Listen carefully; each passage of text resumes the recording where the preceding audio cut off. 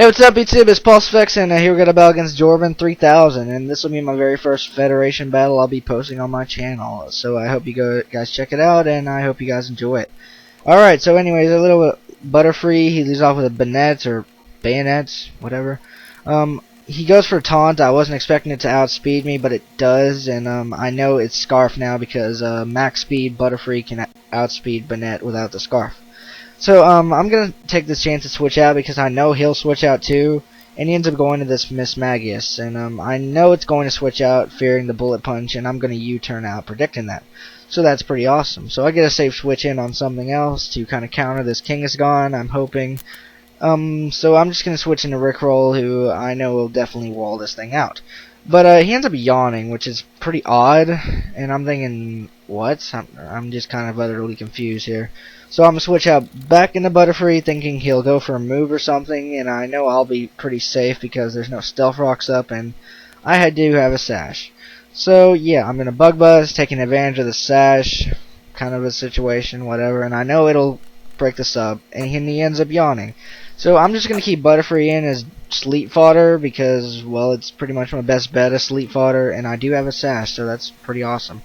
So I go for Poison Powder, predicting the substitute again, and I know I'll be able to pretty much wear him down. And if I went for the Sleep Powder, it would have been pretty bad. So yeah, awesome prediction on my part, and I'm just going to stay in and go for the Bug Buzz because I want to take advantage of this Sash while I still have it.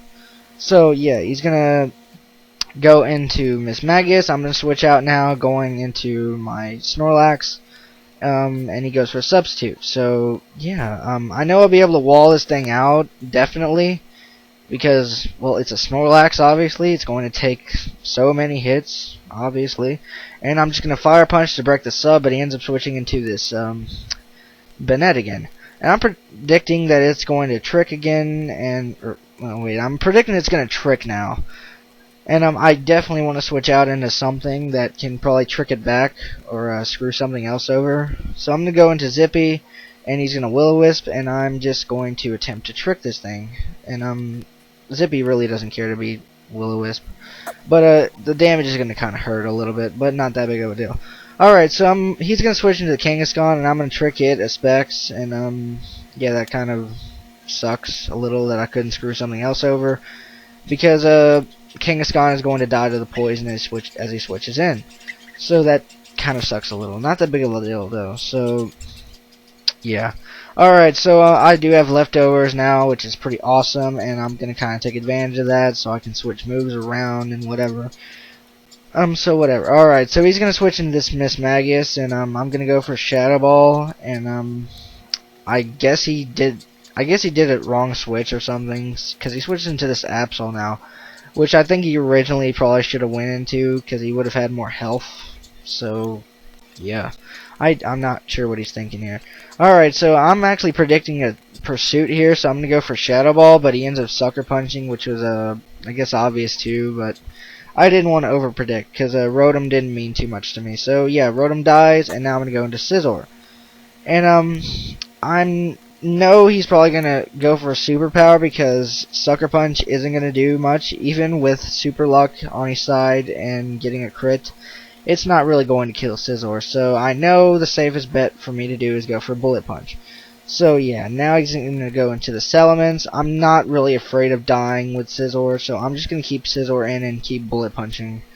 Even if he switches out, I'll just switch out too. It's really whatever. So I'm going to go for a Bullet Punch now, and that's going to do a really big chunk. He goes for a Stone Edge, and he told me himself that he brought the wrong Salamence, so that really blows for him completely. Because this is pretty much his only Scizor counter, which he kind of screwed up and brought the wrong thing, so that really sucks for him. But not that big of a deal. I had other things that I could possibly sweep with. Like I said, it's really whatever. Alright, so at this point I'm just going to sweep the rest of his team with Bullet Punching Scizor, and I don't often use Scizor, which I'm finding it pretty odd that I actually get a sweep with him one of the few times that I do use him. So yeah, just gonna keep Bullet Punching away. He's gonna go for an Aura Spear. It probably would have been smarter to go for the air slashed because it is neutral damage and stabbed, and it would have done a lot more. So yeah, as you'll see in a few seconds. Alright, so I'm going to keep bullet punching. He's now going to go for the air slash, which doesn't kill, which is very unfortunate for him. And I'm just going to be able to finish off this Togekiss. So at this point, it's pretty much a good game because he's Mismagius, or Mismagius is very, very frail in defense. So it's not going to take a bullet punches. It's not going to take a bullet punch, even though it is just like a regular bullet punch because of the Intimidate from Salamence. So at this point, it is a good game. So yeah, good game. Rate, comment, subscribe. Go check out Jorben's channel. Check out the Federation. Check out everyone's link in the description. And I hope to see you all next time. Peace, guys. Bye.